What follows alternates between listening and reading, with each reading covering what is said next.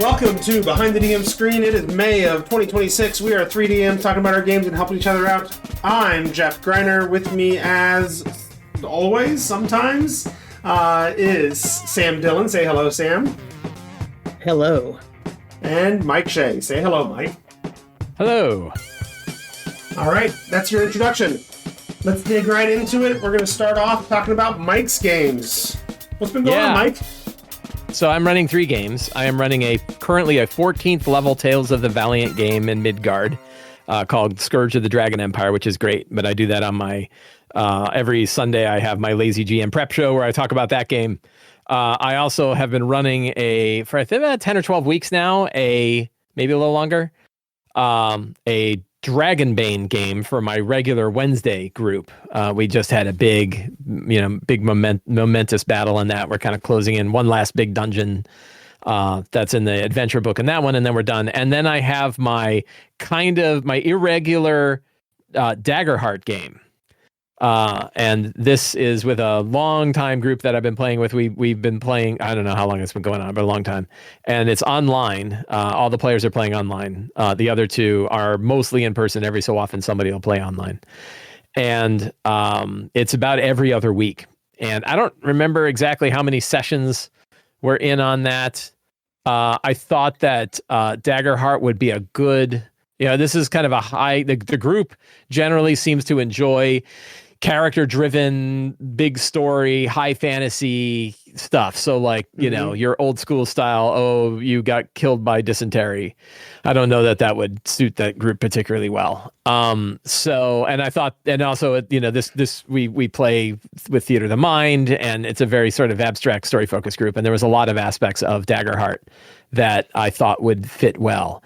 And there is a lot of stuff about Daggerheart that I really, really enjoy, right? There's lots of parts of it that I really love. And I think the bones that Daggerheart is built on, the systems that it's built on, are all the ones that I love, right? Mm-hmm. It's like the 13th Age and Numenera and Fate and Powered by the Apocalypse and 4th edition D&D and all kinds of games that I really like. And I think I complained last time that my problem is they sort of liked all of them at the same time. And there are parts where I crash up against the, hey, you're the GM, you should do whatever you want, and here's this tool that kind of lets you move the story in every direction, but also here are these really complicated monster stat blocks and this kind of very convoluted encounter building system to help you decide which monster stat blocks you're going to use at any given time. And my brain shifts back and forth hard on that, right? Many people I talk to who love it don't have any problem with this, and they like it, and they can make the cognitive shift from the, hey, you can do whatever you want with a fear token on one side to there are very specific things that fear tokens are designed to do for the action economy of the game on the other side. My solution for this has been to kind of come up with my own lightweight improvisational monster system, where I kind of realized that the only metric that really matters for a monster is how many hit points it has. And it's because there is no action economy for monsters. If you have 4 monsters or you have 1 monster, they act the same amount of times, unless they have some kind of special ability that lets them act kind of more often than normal. But my feeling was like, if I really, they have solo I think we talked about this last time too. You can have 3 solo monsters in a fight, right? According to their own math, which makes me scratch my head because what's the word solo mean exactly, right? But if you have a monster with 20 hit points, which is way higher than most monsters have in any of it, that's a real solo monster because it can act as often as any of the other monsters. It has a ton of hit points and it can work well. So I made this little chart for myself that kind of says, here is what a monster, the metric I came up with, which I think actually works pretty well, is a hard battle has about 5 hit points of monster per character, right? So if you have 4 characters, you have about 20 hit points to spread across your monsters however you're going to do it. You could have 10 monsters with 2 hit points each, You could have one 10 hit point monster and two 5 hit point monsters. You can kind of divide them up as, however the monsters work. And what that means is from a story perspective, I can kind of do whatever I want, right? I can decide, do we want to have lots of little guys that are like one hit minions, or we're going to have like one great big thing, and I usually tune it down lower than that because that's pretty high on the extreme. That ends up being a lot of hit points, and the battle will take a long time if you do it that way. Anyway, so that's been that I think has been the kind of the main thing that I sort of hammered up against when I've been playing it. And now that I've kind of got a thing, and I'm not even sure that this is the right way to handle it. And I get a lot of people that are telling me, they're like, oh, you really need to be paying more attention to things like modifying thresholds and modifying other aspects of monsters, not just hit points. But I'm like, yeah, I can't understand the math behind those. Like hit points, I understand. I know what happens. I know how it works. I know what happens when I add more thresholds. I'm like, now I got to worry about like the average damage and the outer, the upper and lower boundaries of the damage the characters are doing. Because if I do it too far, nobody will be able to do anything, right? So it's really tricky. Anyway, that's been difficult for me to kind of manage, right? And the frustration is I like so much of the rest of it that it's not enough for just me to be like, yeah, this game's not for me, right? It's like, oh, it's like 70% for me, right? And the 70% is really good, but and it's good for the players too. Like the players are really crunchy. They've got lots of things they can do. The whole loadout system is really nice. I haven't like had a talk with them about how they really feel about it, but I know that like from a character crunchy standpoint, it's certainly hitting the mark. In the game itself, I have been running the Beast Feast. What do they call them? Campaign frame, modified slightly. And I would say a little bit of a frustration. A lot of people love the campaign frames. And I'm like, I'm not sure it's exactly giving me the things I really need. And the things that I really need, I kind of have to improvise in a different way than like the Cursed Scroll books did for Shadowdark, right? For some reason, when I got the Cursed Scroll book, that was solid enough for me that I could build out that whole world into a 1st to 10th level Shadowdark game. The Beast Feast, someone it's like, well, here's a map, but it's really abstract and it only has sort of like little images. You're going to have to decide like what the map is really like. And I'm like, well, that's the hard part. Like you give me a map and I can fill it in, but and now I got to make the map. Now it's a different story. But it did give me enough of kind of an idea of like the kind of campaign I wanted to run, which was the characters are delving into caves beneath. There's a town called, Elmore, I think it's called, and below Elmore are these caves called the Plovar Caves, and they're very many. They're very, very deep, and they're very, very big. It's more like layers of overland places, more so than diving through particular caverns, and have a really fun system for like how to handle travel among the caverns and caves, which is sort of this like hub and spoke idea, where you kind of have like a hub zone and then the spokes are the connection points between other hubs, and it grows and grows. So, it's point crawly, it's like a point crawly system.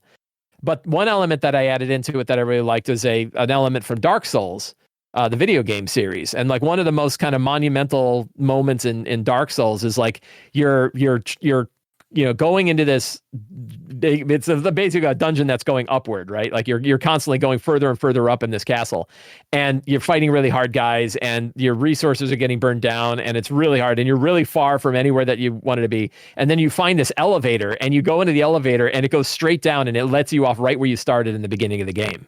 And you're like, holy cow, I was literally right above where I started, right? And now I've got an elevator that goes from the beginning all the way to that end. And I was like, wouldn't it be neat if in the Plovar Caves is a huge column, and inside this column is essentially an elevator that was built by this druid named Hyleus, who kind of went down there and sort of set these things up. What if he's like, I'm going to build an elevator that'll take you back to the home zone? So it meant that after weeks and weeks and weeks of the characters traveling through this big zone, which is known as the Shallows, that's kind of the first level of the whole cave system, and they were meeting people and going to places, doing things and going on adventures. They went to like the big boss area. They fought the big boss and killed him. They got this key and they found this column, and they went inside and hit it, and now they're home. And they're like, oh my God, we have a elevator that takes us right from our home straight to where we just left off. And then I had another thing of like a kind of a weird magic underwater tube that takes them to the next big settlement that they had found. So they now have this like connection point. And the neat thing is they now know, if we find more keys, we know we can always return here. So like their goal becomes explore deeper and deeper and deeper, get one of those keys, find the next column, go in it, and it goes right back up to the 2 zones that were above them, right? So it's this very vertical dungeon kind of idea. And I think it, from a logistic, like a game logistics standpoint, works really well because it gives like fast travel, without the, like, oh yeah, it took you 3 weeks of travel to get to this place, but now you can turn the elevator and go right home again. And it's got this fun sort of physical nature where it's not just like a teleportation circle or some other sort of magical archway that takes them there. It's actually a physical elevator that they can go into and ride up, and it's thousands of feet high and, travels up to the thing. From a story bit, the fun was that they most of what we've been doing is going through this big dungeon and trying to stop a group. No, the Lord of Beasts is the name of the villain. This is not in Beast Feast. This is my added thing. That there's this sort of like, I think he's sort of like a druidic centaur, antlered centaur creature that's very old, and feels that all sentience is an anathema, right? That self-consciousness is the curse of everything and the cause of all wars and the cause of the destruction of environment and everything else. And so his job is like, I'm going to destroy sentience, period. I'm going to get rid of all sentient life. And so what he's doing is building like lures, or he's modifying lures to send non-sentient beasts out there to kill all the sentient creatures, right? And he's sentient too, of course, because he's got the whole thing. But it sounds like, I'll be the last one, and then I'll just die, and then there won't the world will be this perfect state of natural beasts and fauna and flora doing their thing, right? Which is much healthier than having sentience. Which I think sometimes we all go, maybe that would be a very that doesn't sound so bad, right? I like the villain that's like, oh, I can understand his point. So anyway, they fought one of his acolytes, a druid that had been trying to poison towns with turning them into tree people. But then they took the elevator and went back up top. One of the characters is a Qatari, which is like a cat person, and he's a bard, and decided that he's like a K-pop star, right? The Qatari pop or K-pop star. So the fun bit there is I was kind of thinking like, okay, well, they're going to go back to their home village. And I know that I had a villain that I introduced last time they were there. They almost certainly don't remember because it's been months since they were back in their hometown. And I'm like, what has that villain been up to? And then I was like, I had an idea. So the Qatari, Kazin is the name of the character, went to the local bar. Everyone's kind of going around. They're finding out that, oh, wait, it looks like this gang has been taking things over. They've been damming up a river. One of the characters has a farm, and her wife found out that the well is drying up because the other farms are drinking all the water out of the reservoir underneath it. So they know that there's things going on that they got to deal with that's due to this local gang lord growth in the town. And then the Kazin, the K-pop Qatari, goes to the local bar, and he's playing his music, and everybody's enjoying the music. And the main villain, this woman named, I think Glumalo or something is her name, she walks in with this well-dressed dwarf, and the well-dressed dwarf goes over to the bartender and whispers to him, and the bartender's looking all irate. And he talks to him again, and he shows him a piece of paper, and the bartender shrugs and hands him a handful of gold. And they're like, well, that's a weird thing to see. And then Kazin finishes his set and walks over to a table, and they're all asking for autographs. And he's like, sure. And he's signing autographs. And then the dwarf says, that'll actually be 1 gold per autograph from everybody. And they're like, and Kazin's like, what? And he's like, I'm sorry. This isn't really how we wanted to do it. As you recall, you had a contract with your agent back when you played at the big city long ago. Well, he ran into some financial difficulty, but it's okay because we bought out your contract. Right. So he's now a K-pop star whose contract got bought out by the main villain of the town. And he's like, well, what exactly did you buy? And it's like, well, we bought your name, your appearance, all the music that you've ever sung before, all the music that you'll sing in the future, and basically any other sources of income that you have. Right. And he's like, that's everything. Right. And that, so then the other characters are figuring this out, and they're like, oh my God. And they're like, this cannot stand. So we're going to go, they find out that the big boss has taken over the mayor's mansion nearby. So they stake out the mayor's mansion like they're going to go on this big heist, and they figure all this stuff out. There's another K-pop star who's there as well, but that's bigger than our character's K-pop star, right? She's a bigger deal, and she's looking really miserable. And they're like, well, he's already got another K-pop star that's under, we can save her. And she's like they're infiltrating the place, and they're reconnoitering the whole place. and they find her, and she's singing the song "Little Bird" by Annie Lennox, because that's as close as I can get to a K-pop song. And so they're like, what are we gonna do? And they go back and they're like, the problem is none of this is illegal.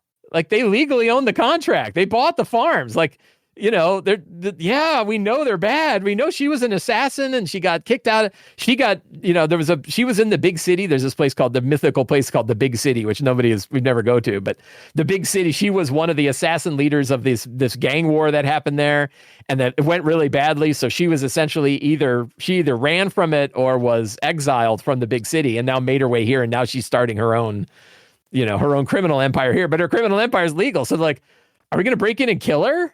Like, what, that seems a little much. Like, are we gonna how do we know she doesn't? We could go and steal the contract, but how do we know she doesn't have another contract? Like I guess we're gonna go figure out what's going on with that well, right? So they did all the reconnoitering of the place, and then like, we're just gonna keep that information, and we're gonna go figure out why the well's not operating at our other farm. And so now what's funny is I purposefully said, like, they spent months navigating tunnels and corridors and underground chambers and old temples and fighting all this, doing all this stuff.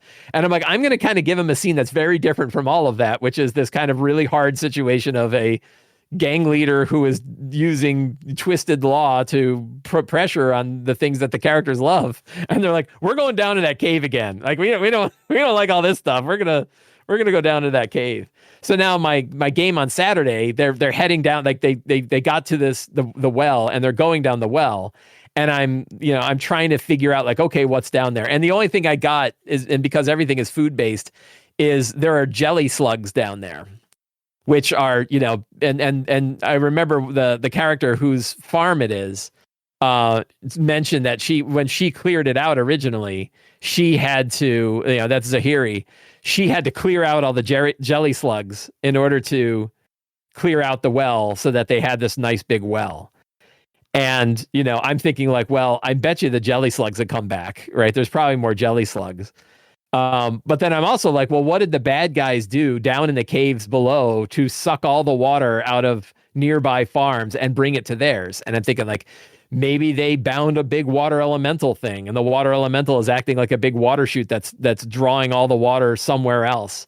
Maybe they have some big machine, maybe they maybe they opened another portal. One thing I could do is, like, maybe they opened another channel that actually leads down into the Plovar caves, which means, there's another entrance to the caves that's here that goes into a whole other direction.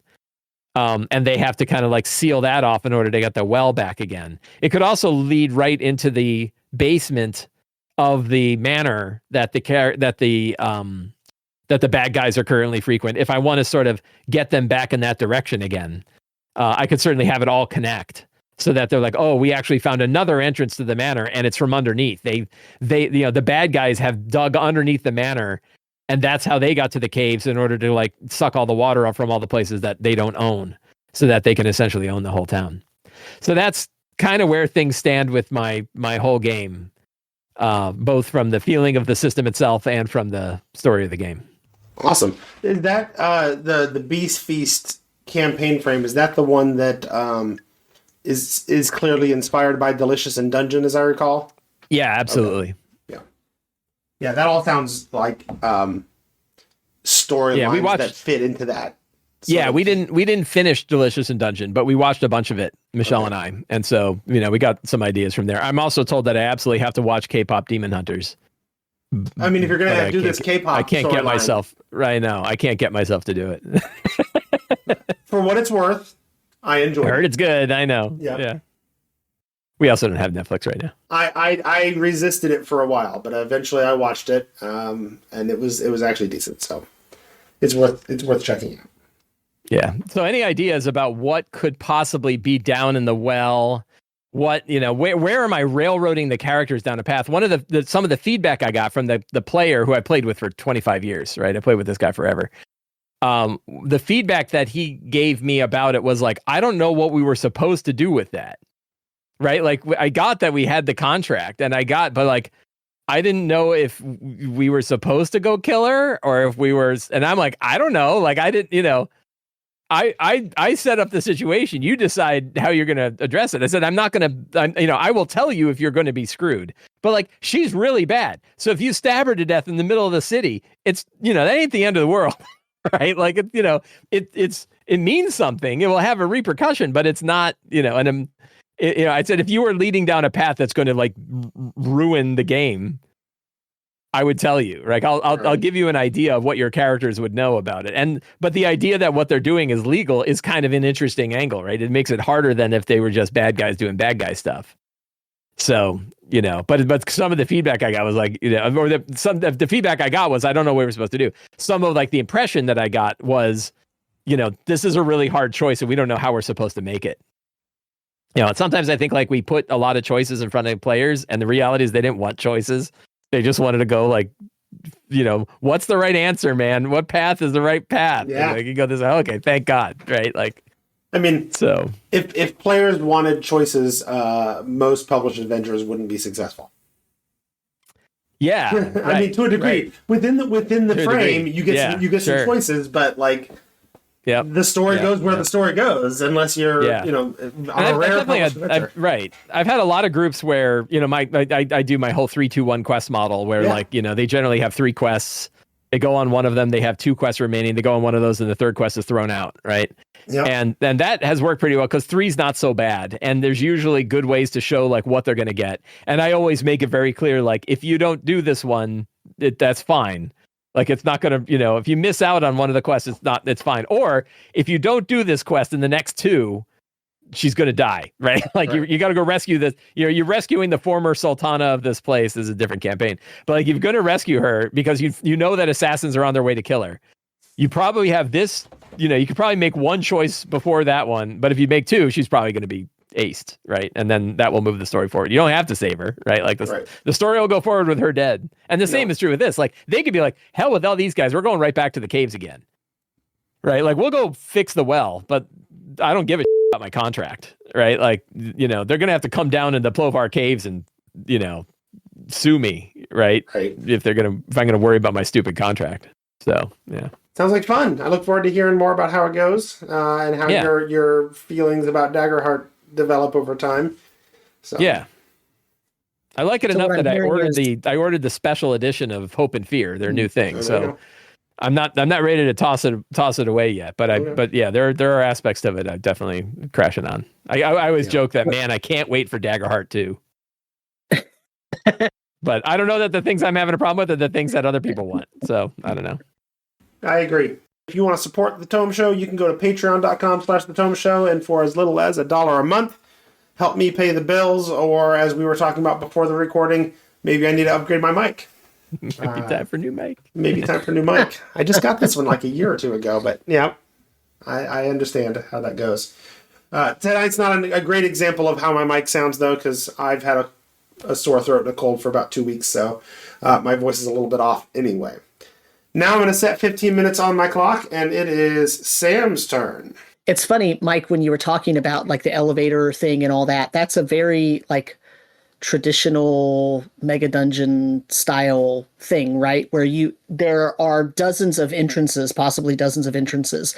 The players don't always know, or the PCs don't always know exactly where all of them are, but they are discoverable throughout the dungeon. And then a lot of them are quick entry and exit ways for them to find. And so you have to sort of be in a position to have the ability to find them and also activate them however they are activatable.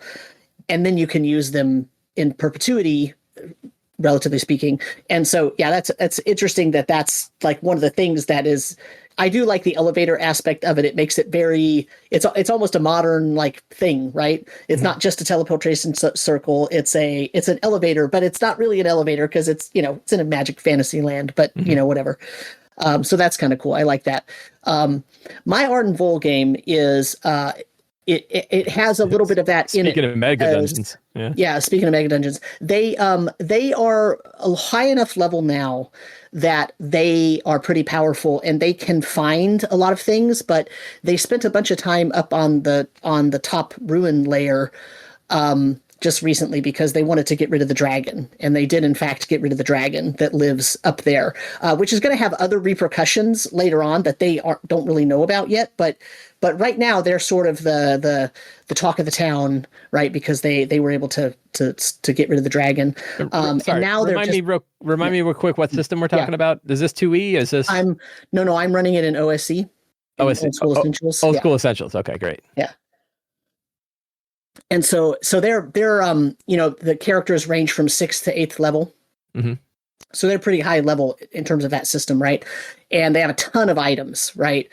And I've recently gotten them to where they understand that the whole point of having all those items, all those magic items, is not to just carry around a golf cart full of, those items, but to actually use the items.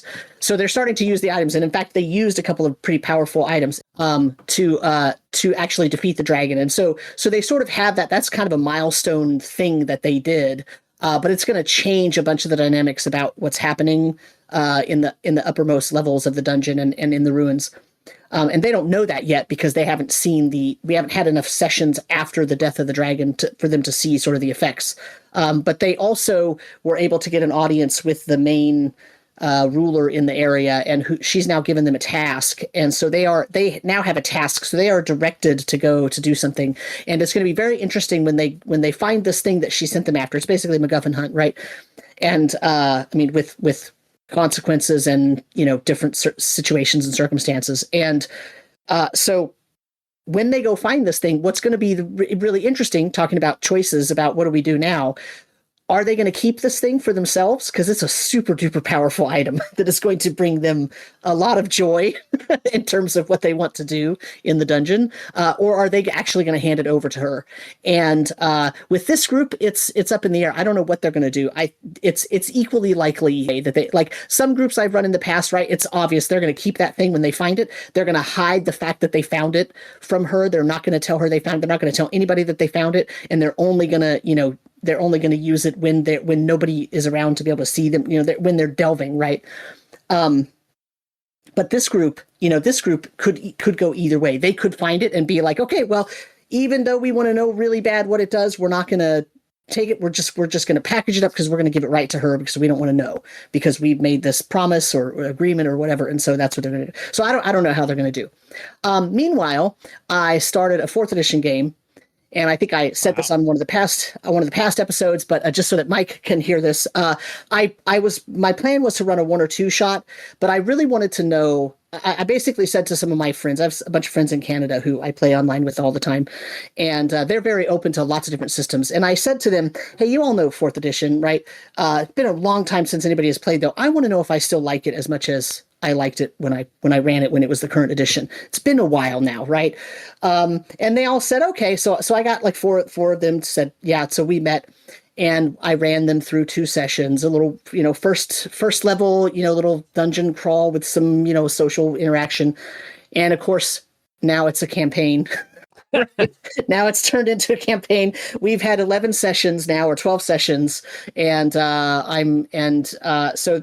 it's super fun though. So I started them down in the Harkenwold section, but I'm not running the Reavers of Harkenwold adventure all the way. I ran a little part of it so that they could get a feel for the setting part down there, and then I'm running them through the Toadwallow Caverns, which in the actual Harkenwold adventure is very small. It's only like 2 encounters, but I'm using Mike Schley's map because he released the maps that he did, and in that was the whole actual big Toadwallow Caverns map, which was not it got cut from the books when they released it. And so I used that, and I put a bunch of bullywugs and everything in it, but I'm also using the Abyssal Plague stuff. So some of those bullywugs were exposed to the Abyssal Plague, and so some of the eggs they laid were all nasty and infected, and a couple of the players caught the plague, got exposed, and then caught it, and then had to save a bunch of times against it, and they got all sick, and it was gross, and it was really, really fun. And then I'm also using I'm using part of the storyline from the novels that were written at that time, where the big green dragon Vestapalk, who's in the Monster Vault Threats That Intervale book, and he's actually kind of infected. He's been infected a little bit, and he's looking for the other individual who's infected, who they refer to as the Herald. And so he's going around like killing creatures, and he has his little kobold rider, like he cuts them open, and then the kobold is supposed to be like using their entrails to tell the future, right? Like there's actually a word for that. I can't remember the name of it right now, but there's this whole item. And so the party ran across, they found someone who had been killed but not eaten, and then had been cut open, and then his entrails had been pulled out. And when they had one of the party members that were sick with the abyssal plague, they were able to go and get some healing, and they were able to capture some of the little Void Harrow abyssal plague, nucleus stuff. And through a series of events and talking to different sages and traveling and whatnot, they have now, they think what happened was that frickin' dragon is cutting open people to try to find more evidence of the Void Harrow. They don't realize the whatever it's called, where they tell the history or future with entrails. They're not realizing that it's that. They think the dragon's actually looking for that stuff, and they have it. So now they're like, oh crap, the dragon's after us. And then as they're talking to this sage and they're finding out all this good information, the dragon flies over. They're in Fallcrest by now, and the dragon flies over, and they're like, oh my god, this is horrible, because they're only like 3rd level, and they're like, crap, a dragon's flying over, this is the worst thing in the world. But it's been super fun. There's this particular group is really good with 4th edition because they do a ton of role playing. So it doesn't end up just being encounter after encounter after encounter and fights that take up the whole session. And so 10 minutes of role playing and then, 4 hours of fighting. It's not like that with this group because they do a ton of role playing. And, some of the sessions we hardly have any fighting whatsoever. And, some of the fights I basically whittle down to what amounts to a skill challenge just to get them some information, but that had some sort of consequences to it. And so, yeah, so it's super duper fun. But I'll be curious to hear if that changes as you get higher level and this combats get more complex and there's more options. They still, when there is a major fight, they still spend the majority of the session fighting. Don't get me wrong. But because this group loves role playing so much, we'll go like 3 sessions with no fight, and then we'll have a session that's all fight. Yeah. And then we'll go 3 more sessions with no fight. So rather than like, oh, we're spending the whole session fighting, and then 10 minutes at the beginning was role playing and 10 minutes at the end, and then it just feels like you're just setting up for a minis game, right? They're kind of they're the opposite of that. They don't like doing that. So you're playing online, you said? Yeah. What platform are you? Or like, how are you playing 4E? I'm using Foundry. Okay, and there's a 4E Foundry system or something? So, or you don't want to say? Anyone can find out information about this by going to the 4th edition Discord. I mean, it's killer. Now, are you using like come to the 4th edition D&D Discord channel and ask people about how to do that, and we would be happy to tell you the easiest ways to do that. Sure. Are you using like the original Player's Handbook? Are you using Essentials? How are you? Oh yeah, no, I'm using the original Player's Handbook. Yeah. I mean, I let them make whatever they wanted. I have Yeah, right. I got the same stack sitting right over here. Yeah. Right. Yeah. So you could. But like, I made that choice when I was playing 4E. That I'm like, yeah, the Player's Handbook's out. You play with Essentials now. Yeah. Was, so much better balanced. They could make whatever they wanted. So I have a Rune Priest as my divine spellcaster. I have a fighter, human fighter, right from PHB 1, human fighter. I have a seeker, and I have a warlock. Yeah. And I've got a shifter, a gnome who was raised by halflings, a human, and a Deva. So it's a pretty interesting group. But it's super fun. Like I the plan was, so one of them had never really played in 4th edition and learned anything about the setting. And I love the Ninter Vale as a setting. And so the idea was that player particularly had asked me, hey, can we do something where we basically get to learn a lot about the setting? And I'm like, okay, yeah, we could do that. And so the plan was to take them sort of all around the the Ninter Vale by running, the Orcus storyline, right? The original, H1, H2, H3, and keep on the Shadowfell and beyond, right? But then because I didn't know if I really wanted to run anything, I just wanted to run a one shot or a two shot. I knew it would take 2 sessions. And then of course, because they loved it and they're like, yes, let's run will you run a campaign for us now? But they wanted the same characters. So I'm like, okay, well, but now we're in Harkenwald. I'm not just going to transport us over to Winterhaven. So now we've spent like 3 levels of their whole progression moving towards Winterhaven. Haven't gotten there yet. I'm running Storm Tower for them right now. And so they're having a ton of fun. So basically I'm upping everything, and I'm going to drop some parts of that H to E storyline because some of those adventures weren't that great anyway, but I'm going to keep on the Shadowfell because it has, Calorel in it, and Calorel is one of my favorite villains of all time. Right. I ran a whole campaign with Calorel. Yeah. Calorel. Oh yeah. He's like, and he doesn't just die. Like he's a major guy. And then I had him die and come back. Right. Oh yeah. Well, in my D&D brief campaign, the main villain was Laralac, which is just Calorel spelled backwards. So it was just Calorel, but it was the new guy, right? Yeah. But they didn't know. they didn't know who he was, right?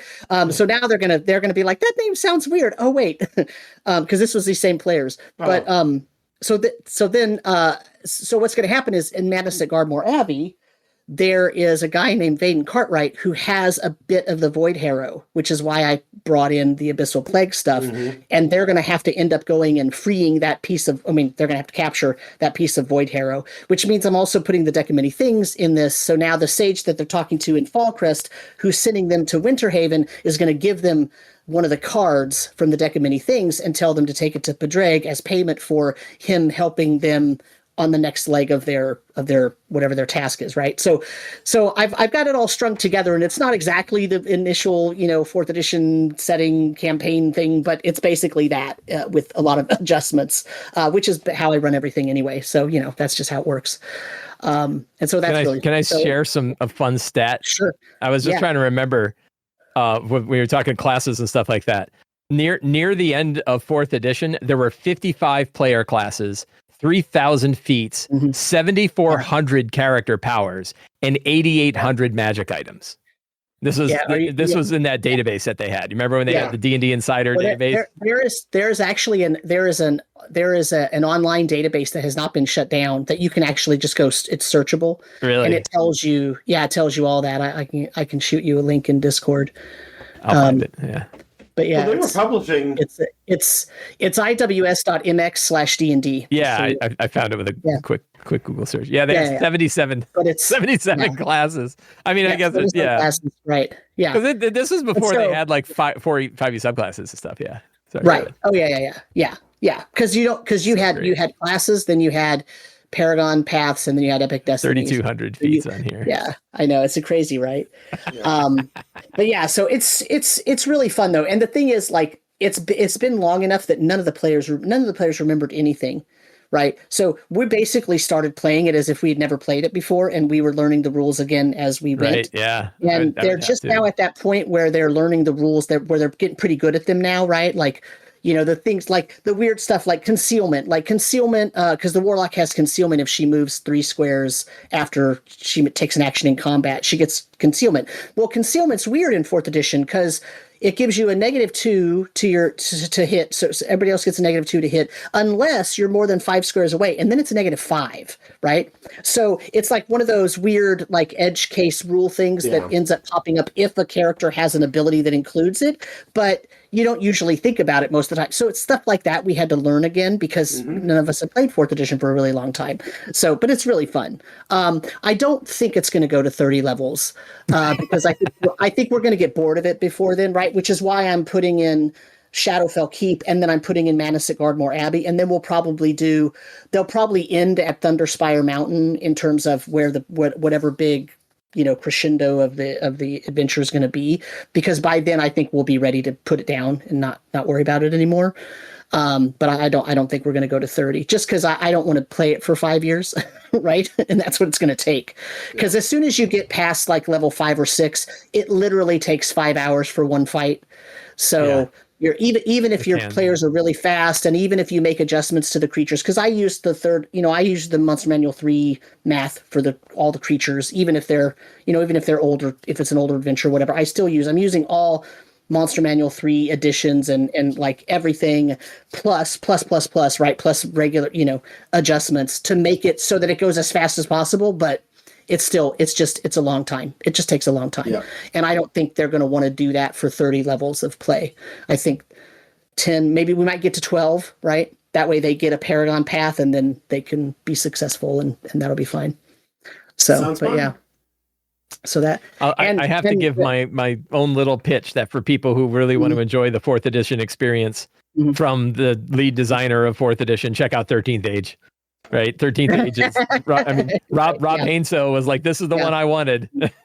Right, and Rob Hainsel was the lead designer of 4th, and I love 13th Age. It's and they just had a new one. There's a 13th Age second edition that just came out recently. Yeah, we just had him on, him and Dan Dillon on a couple months ago. Did you? Oh, awesome! Yeah. So I'll say one last thing before my time is up. I know we've already passed my time, but I'm also going to prep either Delta Green or Call of Cthulhu to run a campaign of when one of my other games sort of settles down a little bit. When I think Arden Vol is probably going to end sooner than the 4th edition game will, because I've already been running Arden Vol for almost a year and a half now. And so, we're getting to the point where they can do a couple of more goals and then we can sort of set it aside and go on hiatus for a while, because there's no way to finish that. I could run that thing for 30 years and not be done. So after that, it's going to be either Delta Green or Call of Cthulhu. So fun. So there you go. Hearing about that. I've played a little bit of Call of Cthulhu off and on over the years, but I've only ever heard of people playing Delta Green. I've never actually played it. Yeah. Right. So we'll see what happens. I want to let people know that if you want to find any of us online, you can find Sam as DM Samuel on the various social medias. You can find me as Squatch, SQUACH, on the various social medias. And you cannot find Mike on social media, but you can go to slyflourish.com and sign up for the newsletter. Yeah, the original social media. You could have a billionaire between you and your friends, or you could just talk to them directly. Sure. Mike likes to talk to them directly. And the best way to really talk to any of us is, at least especially Sam and I, although Mike's on there on occasion, is go over to the Tome Show's Discord and join that group. That talk about talking directly. You can actually go back and forth that way, and it's a pretty meaningful conversation over there. So, yep. All right, it is my turn now. So, since the last time we recorded, I've started a new campaign. I talked about getting ready to do this before, but I have officially started my Spelljammer campaign. I knew it was a shorter little campaign that they published. It starts at level 5, so I'm doing the Spelljammer Academy Prelude sort of adventure that they published for free to get us up to level 5. And that's what we're in the middle of right now. I started with a session 0 where I did all kinds of prompts. I had, for every individual character, I had 5 different individual prompts, and they had to pick 2 of them to do something with. And I had one, and they got to choose one sort of connected prompt as well, that connected them to another player. And they got to pick which other character it connected to and all that kind of stuff. And we ended up with some pretty interesting and wild things. Mike, I know you've run Light of Xerxes, which is the 5 to was it level 5 to 9 campaign? Mm-hmm. Yeah, and so I'm doing the Spelljammer Academy thing before. Did you play around with that at all? No, I didn't. No, we went straight. I ran the starter set at the time. That was the 3rd starter set, and then leaned into it and had a little adventure that myself and Scott Gray and Jeff Stevens wrote. That's on the DM's Guild to connect that starter set with Light of Xeraxis, and we did that instead. Yeah, so Spelljammer Academy is basically like, hey, let's go to Spelljammer School. It's got a little bit of a low-key, Hogwarts style thing going on. Mert is there as one of the founders of Spelljammer Academy, and amongst the prompts, I had a lot of different connections to the academy. So one of my players, or one of my players' characters, is the grandson of one of the people who helped Mert found the academy. So he's got this legacy he's trying to live up to and what have you. I've got 5 interesting characters, as happens with Spelljammer. I have a plasmoid paladin, who is in fact the color green and is named Blue. I have a Thri-kreen druid, who is here on Faerun from Wild Space because his name actually translates into 9 tiers. And so it's a reference to the 9 tiers of Selûne, because the moon of the Forgotten Realms is broken and there's 9 like asteroids trailing behind it. And then we have a Gif monk. The player was Googling stuff about Spelljammer and saw a mini he really liked. And so he based his entire character off of this mini that he found that he really liked online, and he bought the mini, and he's a painter, so he painted it up real nice with his airbrushes and everything. But yeah, so he's a Gif monk. The grandson of the founder of the academy is the most unusual of the party, the human wizard, who's from the Forgotten Realms and has never been to space before, but is really looking forward to it. And then, because we've run enough campaigns now and people have settled into the weirdness of D&D, the 5th and final character is an awakened goldfish artificer who lives in a robot body. So we're using the Warforged species to represent their robot body for them, but they're actually a goldfish, and they got like a big gold, fish bowl in their torso. So they were talking about like, oh, they were reading books the other day. How does that work? And they realized, oh, I got to hold the book down at my belly so that the fish can read the book, and all kinds of fun little moments like that. So, and I've been working on trying to, like I do anytime you run a published adventure, or a lot of people do with anytime they run a published adventure. I'm trying to customize it, right? I'm trying to tweak it. I'm trying to turn it into something unique for these individual characters and these individual players. And so I have come up, well, originally one of the prompts that I had was, you inherited, or you found somewhere, whatever, some sort of compass, but it never points north. Right? And so a player chose that compass, and then I started thinking about, what could that compass be? What am I going to do with this compass that this character has picked up in their backstory? And I realized this is a player who has, for many campaigns now, been trying to gather up and have pets. Specifically, if possible, hellhounds. Despite the fact that he never takes the classes, the feats, or the skills that would make that easy or possible. Right? In Descent into Avernus, he managed to get the right roll and got himself a pet hellhound, but of course the hellhound was only his pet until there was a better offer around, right? And then betrayed them. He really wanted that, so I've decided, this compass, the character and the player don't know it yet. This compass actually has a hellhound bound to it.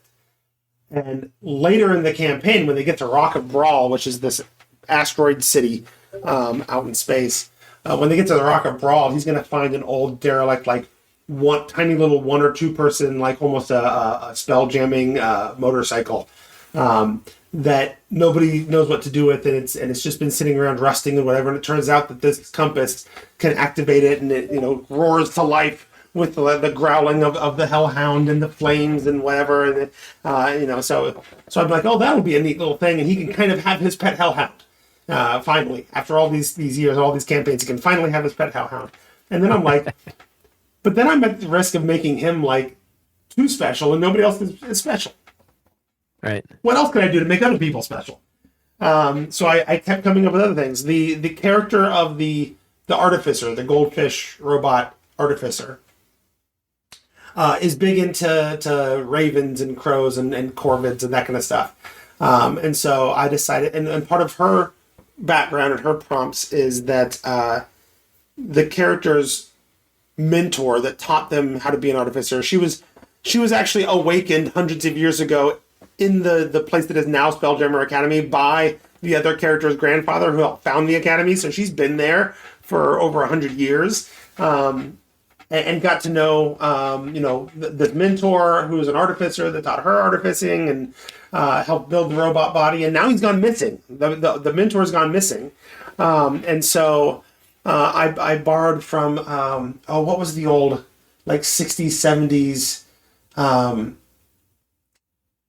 was it Jason and the Argonauts with like the little owl, clockwork owl thing? No, that was Clash of the Titans. Clash of the Titans, yeah. Same sort of genre, yeah. Right. So I was inspired a little bit by that, and she has, I created a little, what we're calling the Clockwork Corvid. So she's got this little clockwork raven crow thing that appeared, on the second day of the academy at breakfast, and was something that she saw her mentor working on and building but never finished, and now it seems to be working and finished. And what she hasn't realized yet is that it has the ability, it has done it this once. It has the ability R2D2 style of like projecting little holograms of recorded messages.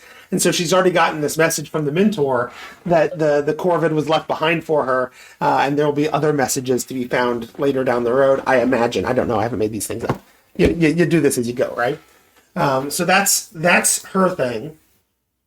The Paladin, the Plasmoid Paladin, is a Paladin of Tamora, which, if you know the Forgotten Realms, is the goddess of good luck.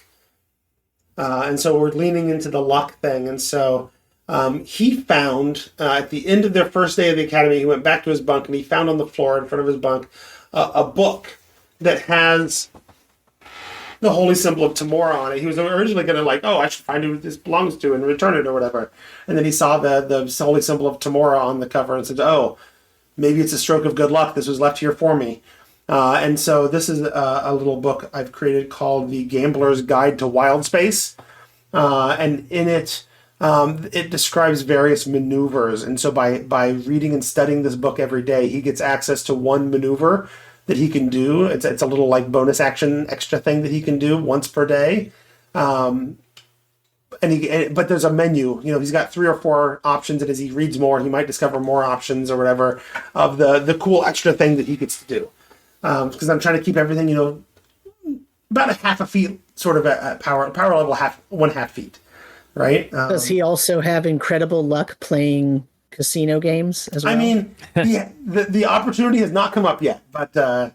Okay, if he does not, when that opportunity arises, I would be sorely disappointed, just so you know. Yeah. One of the things that he did that I wasn't expecting when they hit level 3 is that he decided he wanted to go with the build for Paladin around like the Oath of the Noble Genie. And I'm like, well, that's an interesting thing to do for a Paladin of Tamora. And I'm like, well, there's not. So I'm like, genies twist fates.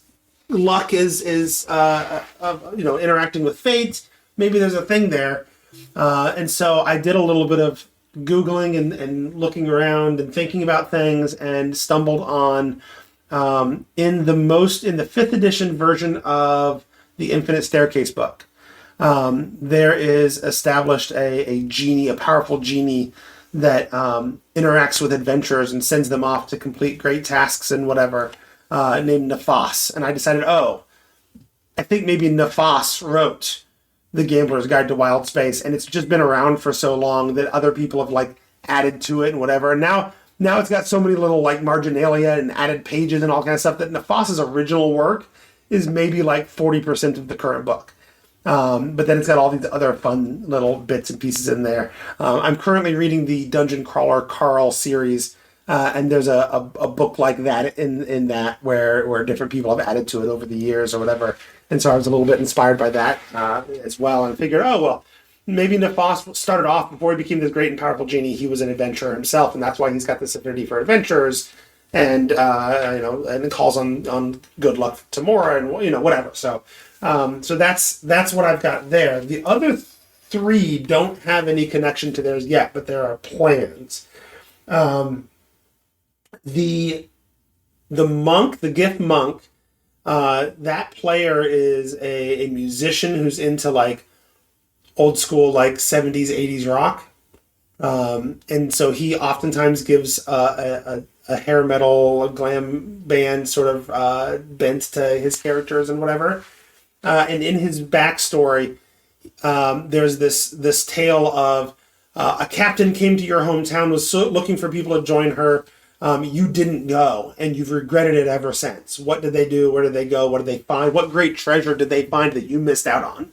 And he decided the great treasure I missed out on was the Stratocaster, right? And I was like, okay, with no establishment of like what the Stratocaster is. Is it a person? Is it a ship? Is it a magic item? Who knows? I've decided that the Stratocaster is actually an item that contains a spirit. And that spirit, when they find it, will have the opportunity to sort of merge with him and help him as a monk find better rhythm.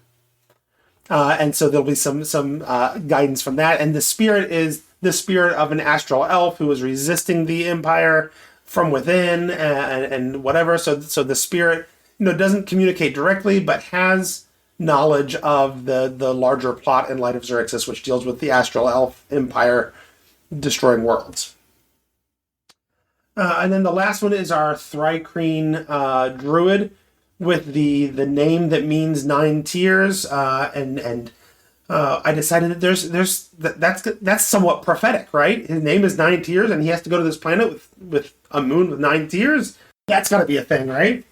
And so I've built up this minor prophecy that when he gets his first glimpse of the 9 tiers of Selûne from Wild Space, that his eyes go black, and there's constellations in his eyes, and you can kind of see the 9 tiers of Selûne sort of running through them, and so he can see things and perceive things in Wild Space that people can't see, and other people don't notice. And one of his background prompts was that he once saw a constellation and nobody else saw it or understood it except for this one other character.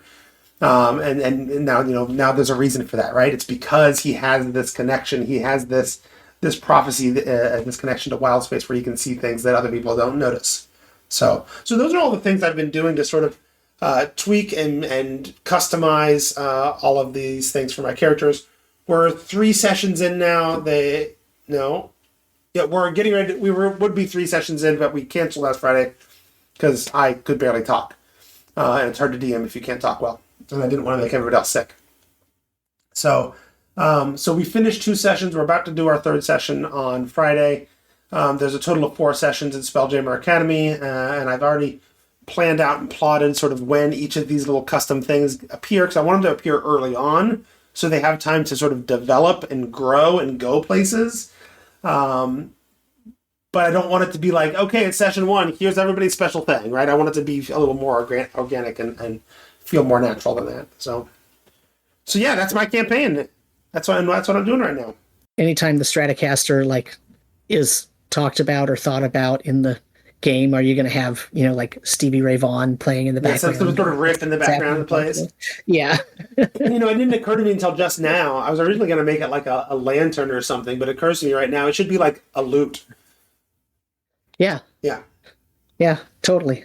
I don't know why the lute is designed to hold this elf spirit, but shut up. Yeah. You don't need to know that. Yeah. It was created by some bard. Deal with it. Right. Well, that is all of our campaigns and everything we got going on. So we're going to call that the end of this episode of Behind the DM Screen. So, like I said before, if you want to find us, the best place to do it is go to Discord and find The Tome Show on Discord, or email thetomeshow@gmail.com and I can send you the link directly. And Mike even pops around over there if you mention him by name sometimes too. I do. Yep. All right, so I think that's the end of this episode. So say goodbye, guys. Goodbye, guys.